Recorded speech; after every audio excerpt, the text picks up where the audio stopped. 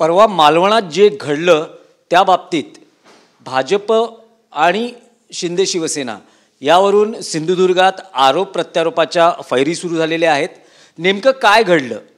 शिंदे शिवसेनेचे स्थानिक आमदार निलेश राणे TV9 मराठीशी थेट बोलणार आहेत. आपण थेट त्यांच्याशी बातचीत करणार आहोत. निलेशजी, TV9 मध्ये आपलं स्वागत. परवा रात्री मालवणामध्ये तुम्ही एक स्टिंग ऑपरेशन केलं आणि त्याचे पडसाद आता सिंधुदुर्गात स्थानिक स्वराज्य संस्थांच्या निवडणुकांमध्ये घडताना पाहायला मिळत आहेत.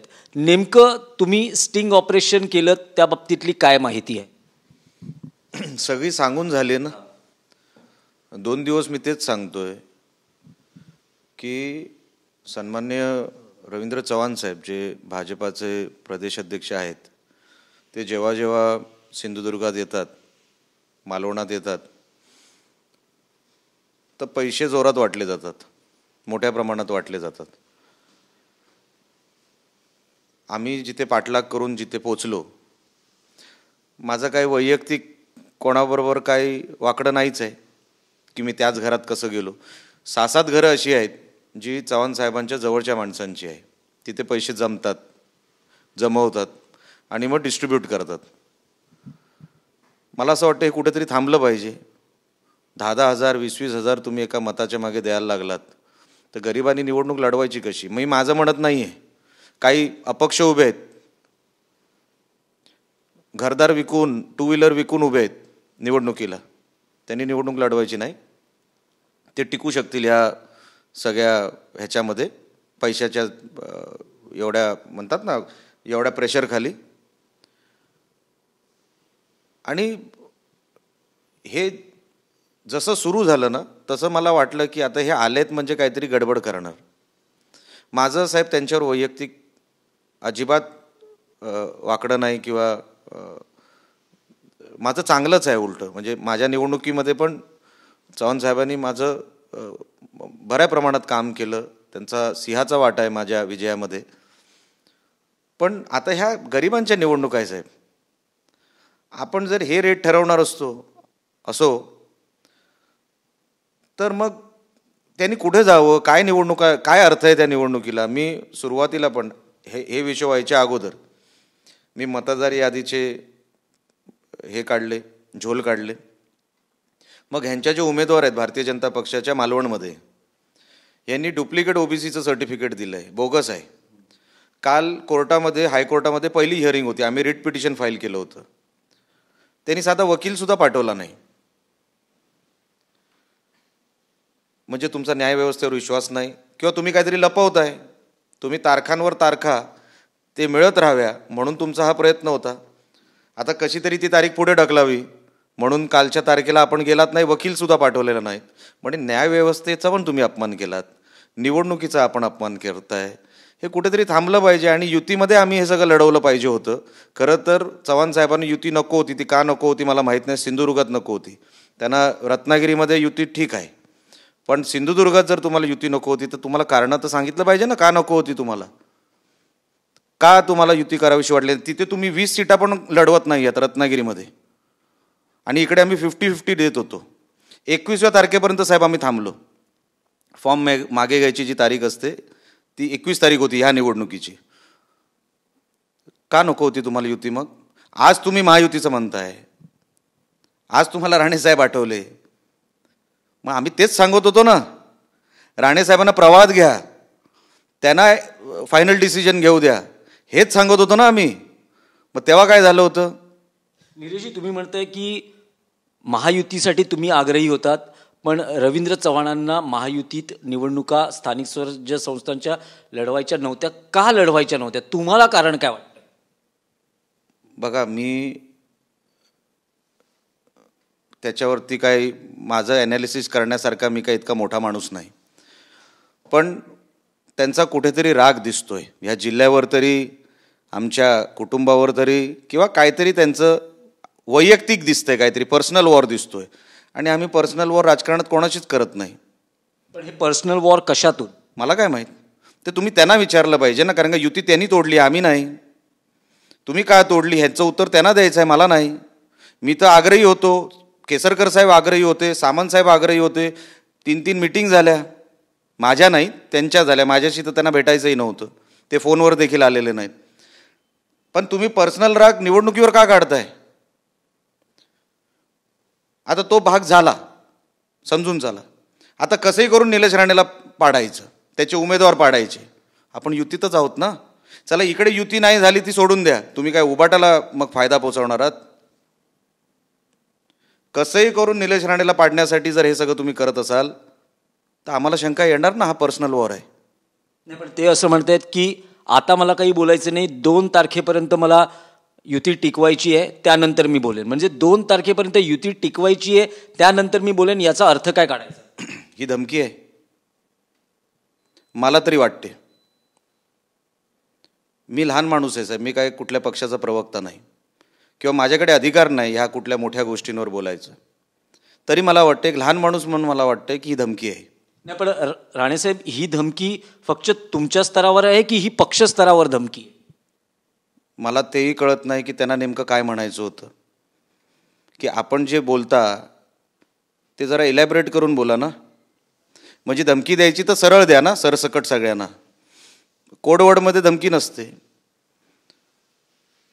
पण तरी मला असं वाटतं की हा जो हिंदुत्वामध्ये हा जो काय एक गट्टा आहे, ही युती जी झालेली आहे आयडिओलॉजीसाठी झालेली आहे, 1-2 व्यक्तीमुळे तुटू नये.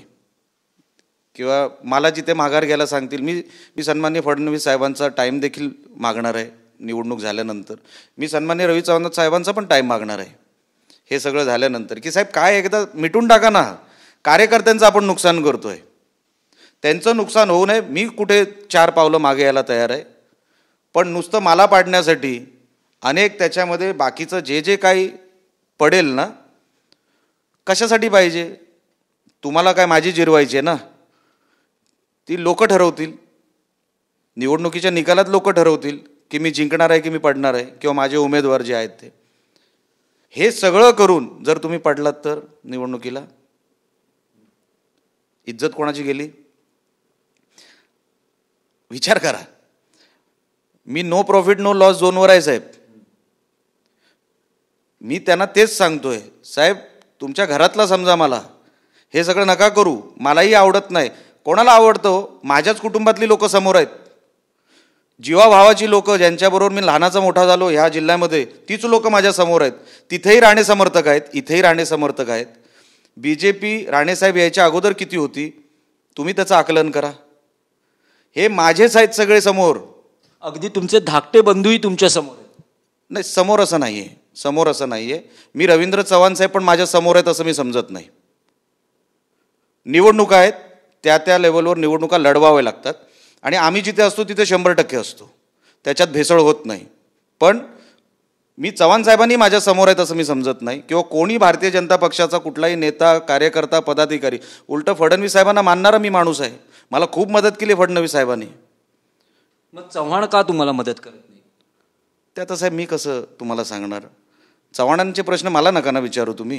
नाही, तुमचं स्वतःचं काहीतरी आकलन असेल ना, की काय ना. तुम्हाला राग दिसतोय, पर्सनल दिसतोय, तो आता तुम्ही विचारायला पाहिजे ना त्यांना. माझा राग असता मी तुम्हाला सांगितलं असतं, दिनेश दुखंडे हा माझा राग आहे, हा माझा आक्षेप आहे.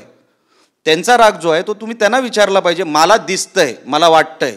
नाही तर एवढी कोणाची जिरवण्यासाठी स्वतः प्रदेश अध्यक्ष फक्त 2-3 जिल्ह्यांचा नसतो, महाराष्ट्राचा प्रदेश अध्यक्ष असतो. मी साहेब बावनकुळे साहेबांबरोबर काम केलं आहे, मी चंद्रकांत दादा पाटील साहेबांबरोबर काम केलं. ते दोघंही अध्यक्ष होते. मी कुठल्याही पदावर नव्हतो, पण एक रिस्पेक्ट देणं, एक मॅच्युरिटी असणं, आघाडी किंवा युती, अलायन्स हे कुठेही तुटू नये ह्यासाठी ते समोरून प्रयत्न करायचे. अल्टिमेटम द्यायचे नाही. 2 तारीख 3 तारीख हा अल्टिमेटम आहे किंवा धमकी आहे असं मी समजतो. मी लहान माणूस आहे, मी कोणाचाही प्रवक्ता नाही कुठल्याही पक्षाचा, माझ्या पक्षाचाही नाही. पण जे तुम्ही मला विचारताय ते तुम्ही त्यांना विचारलं पाहिजे की सिंधुदुर्गावरच हा राग का? राणेसाहेब प्रक्रियेमध्ये का नाहीत? कुठे आहेत? खासदार आहेत मोठे राणेसाहेब. राणेसाहेब म्हणालेही होते की महायुतीतच लढायची आहे, रत्नागिरीही आणि सिंधुदुर्गही. आणि जर ही महायुती झाली नाही किंवा शिवसेना भाजप युती झाली नाही तर 2 जिल्ह्यात पुन्हा कधी युती होणार नाही. या जिल्ह्यातली युती मी तोडे. पत्रकार परिषद घेऊन साहेब बोलले होते राणेसाहेब की युती करा, भविष्यात काय होईल तुम्हाला माहीत नाही, हे सगळं टोकावर जाईल. साहेबांना अंदाज असतो ना. त्यांनी सांगितलं होतं, पत्रकार परिषद घेऊन सांगितलं होतं की मी युती करणार, त्यानंतर नाही झाली. हे आम्हाला दुखलं की राणेसाहेबांचा हा जो शब्द असतो तो अंतिम असतो या जिल्ह्यामध्ये. तुम्ही राणेसाहेबांचा शब्द पाडला. म्हणून मी राणेसाहेबांच्या पायावर हात ठेवून बाहेर पडलो. साहेबांनी आशीर्वाद दिला की निलेश, आता तू थांबू नको, आता तुला निवडणूक लढवावी लागेल, कारण का तुझाही मोठा पक्ष आहे, तुमचा पक्ष काय लहान नाही. आणि शिंदेसाहेब हे मोठ्या साहेबांचा फार आदर करतात. त्यांनी सांगितलं जसं राणेसाहेब म्हणतील तसं कर निलेश.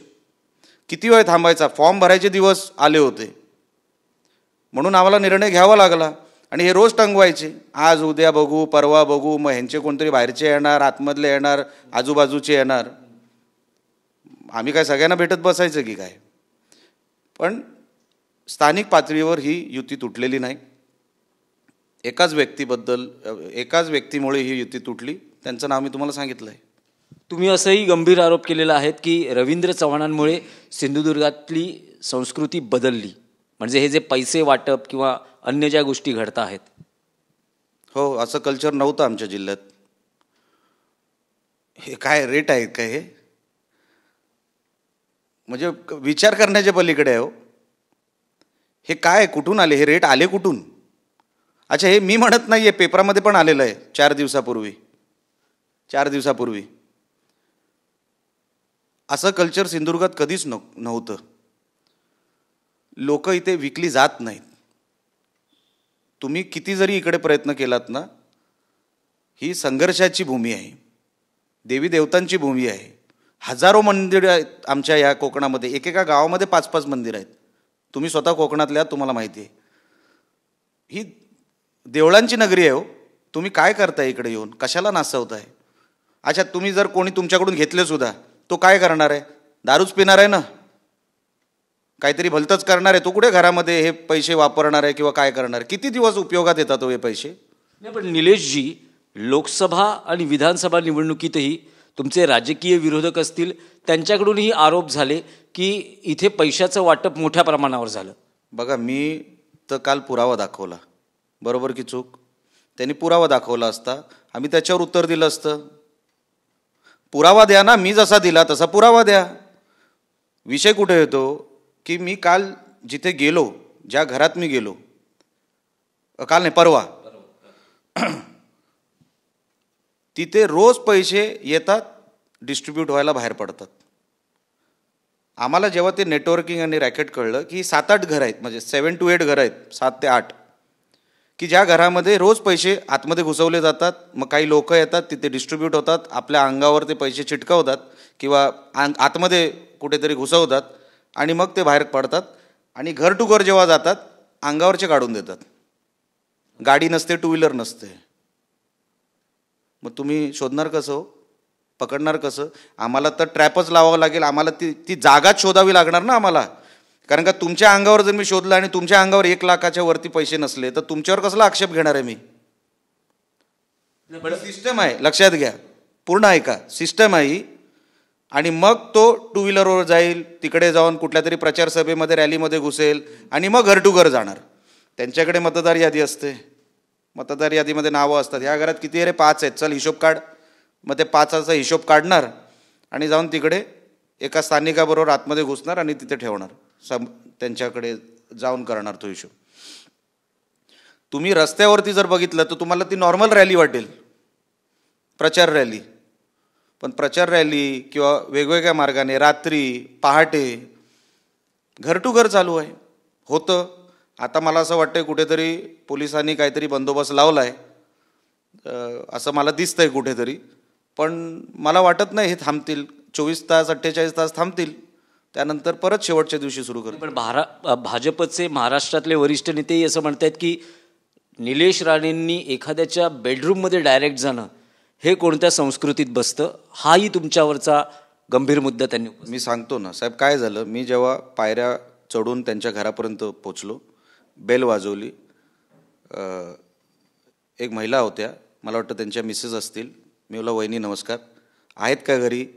साहेब आहेत घरी केनवडेकर, मी एकही अपशब्द साहेब त्याच्यात वापरलेला नाही. तुम्ही माझ्या त्या 1 तासाच्या त्या जे काय मी लाईव्ह ठेवलं होतं त्याच्यामध्ये मला सांगा मी कुठे त्यांच्या आईसमोर आले, मी नमस्कार वाकून केला. त्यांचं घर तसं लहान आहे. मी जेव्हा दरवाजावर उभा होतो ना, मी काही आवाज ऐकला, काहीतरी अफरातफरी होत होती, तर मी फक्त असं थोडं आत जाऊन वाकून बघितलं तर ते बेडरूममध्ये ते पैसे डिस्पोज करायचा प्रयत्न करत होते. काही केलंही असतील, कारण का 2 लोक ऑलरेडी होती. त्याच्यामध्ये एक कुडाळ, इकडे आमच्या कुडाळ तालुक्यातला एक बंड्या सावंत म्हणून तो घरात होता. तो फटीतून मला बघत होता. मी लो साहेब तुमची माझी जुनी ओळख आहे, फटीतून का बघताय मला, समोर या ना. आणि एक दुसरा कोणतरी वेंगुर्लेकर कोणतरी असा टपोरीच होता कोणतरी. मी लो घरी काय करताय तुम्ही? नाही आम्ही फ्रेश व्हायला आलो. दुसऱ्याच्या घरी? दुसऱ्याच्या घरी तुम्ही का फ्रेश व्हायला आलात? ठीक आहे, मी काय बोललो नाही, मी थांबून उभा राहिलो. मला जेव्हा आवाज आला मी वाकून बघितलं तर हे पैसे डिस्पोज करत आहेत. मी बोललो आता हे नाही चालणार. मग ती पैशाची बॅग जी उघडी होती, तुम्ही बघितलं वरतून काय बंडल इकडे तिकडे फेकले, खिडकी होती कदाचित खिडकीतून फेकले. मी ते थांबवलं आणि त्यांना हात नाही लावला ना, त्या व्यवस्थेला हात लावला. मी बोला आता तुम्ही बाहेर या. आता पोलीस आणि मी ऑलरेडी कळवलं होतं निवडणूक अधिकाऱ्यांना पण आणि पोलिसांना पण की साहेब आता तुम्ही ताबा घ्या. आज साहेब 24 तास होऊन गेले, FIR नाही. तुम्ही जप्त केली ना ती मालमत्ता किंवा जो काय तो बॅगेमध्ये जो पैसा होता तो, म्हणजे तुम्ही कबूल केलं की तो क्राईम झालेला आहे. तो क्राईम आहे साहेब. मी क्राईमचा पाठलाग केला, मी कोणाच्याही घरात गेलेलो नाही. आता मी उद्या साहेब जंगलात गेलो, तो गव्हर्नमेंट फॉरेस्ट असेल आणि मी जंगलात एक आरोपी पकडून पोलिसांना दिला, तर गव्हर्नमेंट माझ्यावर काय केस करणार आहे की काय? आरोपी पकडलाय मी. अच्छा, पोलिसांनी सांगावं की असं झालेलं नाही म्हणून. मी कुठेही त्यांना त्रास दिला घरी जाऊन किंवा कुठे काय वेडंवाकडं केलं. जेव्हा क्राईम होतोय तो क्राईम दाखवणं पण क्राईम आहे. ही कुठली व्यवस्था आहे? असा नियम दाखवा मला. आणि मी साहेब पाठलाग करत करत त्या घरापर्यंत गेलो. माझ्याकडे काही रिटर्न ॲड्रेस नव्हता. पाठलाग ज्यांचा मी केला, मी बोललो अरे इकडे जमा होत आहेत. मग मी शिडी चढून वर गेलो आणि मग जो काय, आणि मग अधिकारी आले. अधिकाऱ्यांनी तो सगळा ताबा घेतला, रूम लॉक केलं. मी काल गेलो होतो निवडणूक अधिकाऱ्यांकडे आणि पोलिसांकडे, तर ते बोलले की साहेब ती मालमत्ता जप्त झालेली आहे. मी बोललो फक्त एक बॅग नाही आहे साहेब त्या घरामध्ये, तेवढेच 25-50 लाख नाही आहे त्या घरामध्ये, रोज ट्रान्झॅक्शन चालू आहे हे असे ब्लॅकचे. तर तुम्ही त्याच्यावरती काय कारवाई केली ते सांगा. FIR का नाही घेतलं तो सांगा. काल मला सांगितलं की आमची एक समिती असते, निवडणूक समिती असते, त्या समितीकडे आम्ही अहवाल दिलेला आहे. आम्ही ती जप्तीची अमाऊंट जी काय होती ती त्यांच्यासमोर ठेवलेली आहे. तुम्ही सांगताय जप्त करून ती अमाऊंट ठेवलेली आहे, म्हणजे क्राईम झाला आहे ना. मग हे जे कोण माझ्यावर बोलतात ते क्राईमचं समर्थन करतायत का? नाही, पण निलेशजी, ज्यांच्या घरी तुम्ही धाड टाकलीत ते विजय केनवडेकर किंवा तुमचे धाकटे बंधू मंत्री नितेश राणे हे म्हणतात की ते व्यावसायिक आहेत आणि ती व्यवसायासाठी असलेली रक्कम त्यांच्या घरात होती. बघा, केनवडेकरजी काय म्हणतायत की ते व्यवसायाचे पैसे. मग त्यांनी आदळआपट करायला पाहिजे होती ना जेव्हा ते आले समोर. तेव्हा त्यांनी आदळआपट का नाही केली? का तिकडे संघर्ष केला नाही आमच्याबरोबर की हे बघा हा अमुक अमुक व्यक्ती आहे, समजा दिनेश दुखंडे आहे, की ह्यांनी मला हे 25-50 लाख रुपये दिले, हे ट्रान्झॅक्शनचं एंट्री, ही आमची GST, एक GST तर कट झाला. तुम्ही म्हणता बिल्डर आहात ना, मग दाखवा ना आम्हाला रेराची एंट्री दाखवा. तुम्ही कसलेही पुरावे देणार नाही. आम्ही म्हटलं सगळं जाऊ दे, ते आम्हाला माहिती आहे खोटं आहे, हे काय रेरा दाखवणार आहे, मला माहिती आहे सगळं खोटं आहे. मी म्हटलं फक्त कोणी तुम्हाला ते साहेब पैसे दिले ना त्याचं नाव सांगा, मी माघार घेतो ना. ते 2 दिवस झाले नाव सांगायला तयार नाही. मग तो तुमच्या व्यवसायाचा पैसा कसा?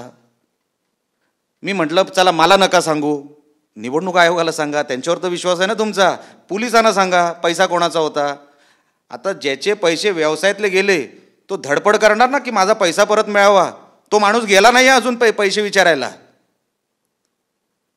स्वतःच्या इमानाने कमवलेले पैसे, मेहनतीने कमवलेले पैसे माणूस धडपड करणार ना. अरे माझी गाडी जप्त आहे, अरे माझे पैसे जप्त आहेत, माझ्या मेहनतीचे आहेत, तर मी काढले पाहिजे. हा माणूस गेला नाही हे 2 दिवस. नाही, पण निलेशजी, ह्या सगळ्या प्रकरणात सिंधुदुर्ग जिल्ह्यात एक अशीही चर्चा आहे की हे जे सगळं काही घडतं आहे यात शिवसेना, शिंदे शिवसेना आणि भाजप हा तर वाद आहे, पण राणे बंधूंमध्येही वाद आहे. अजिबात नाही. आमच्या कुटुंबात तसं काही नाही. आम्ही तेवढी मॅच्युरिटी ठेवतो की कुठेही आम्ही प्रोफेशनली जिथे आम्ही आहोत तिथे 100% राहावं, तिथे कुठेही तडजोड होता कामा नाही. आणि तसं काय होणार सुद्धा नाही आणि तसं काय नाही आहे.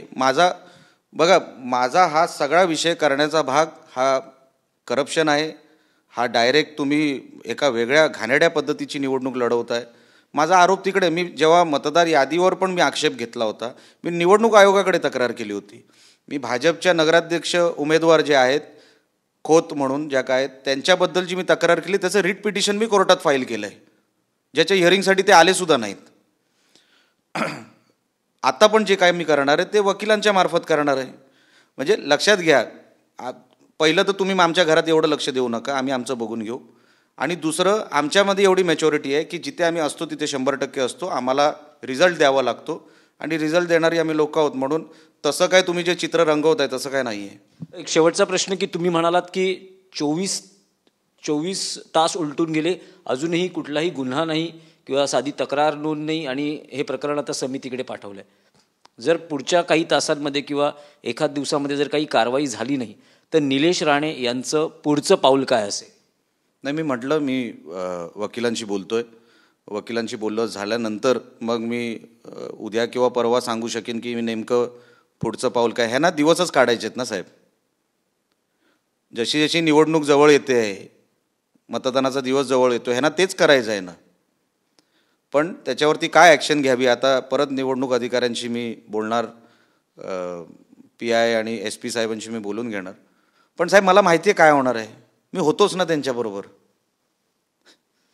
मला माहिती आहे काय होणार आहे. पण जनतेसमोर हे सगळं आणणं हे गरजेचं आहे. जनतेला कळावं की निवडणुका अशा होता कामा नाही. झाल्या तर त्या निवडणुकीचा काही उपयोग नाही. कारण हे नगरसेवक पैसे देऊन जर निवडून आले, ते नगरपालिकेत गेले किंवा त्या पदांवर गेले, हे लुटतील शहराला. त्या पदांवर बसून ते काही विकास कामं नाही करणार आहेत, ती स्वतःचीच कामं करणार आहेत. दिलेले पैसे परत कसे वसूल करायचे ते शहराला लुटतील. ते शहर तसंच राहील, बरबाद होईल, ते शहर खड्ड्यात जाईल. शहरं वाचवायचं काम आम्ही करतोय. आम्हाला माहिती आहे साहेब काय होणार आहे, हा कसा वेळ काढला जाणार, अधिकाऱ्यांचं उत्तर काय असणार. मी होतोच ना साहेब, मी सगळ्या प्रक्रियेतून मी त्यांचं सगळं बघून इकडे आलेलो आहे. म्हणून मला माहिती आहे उद्या काय होणार आहे. तरी पण प्रयत्न करत राहणं हे माझं काम आहे. जनतेसमोर हे सगळे विषय ठेवणं हे माझं काम आहे आणि तेवढं मी करतोय. मालवणमधल्या त्या घटनेबद्दल आणि त्या भोवतीच्या राजकारणाबद्दल TV9 मराठीशी सविस्तर तुम्ही बातचीत केलीत, त्याबद्दल आपले आभार. व्हिडिओ जर्नलिस्ट अजय कुडाळकरसह दिनेश दुखंडे, TV9 मराठी, कुडाळ, सिंधुदुर्ग.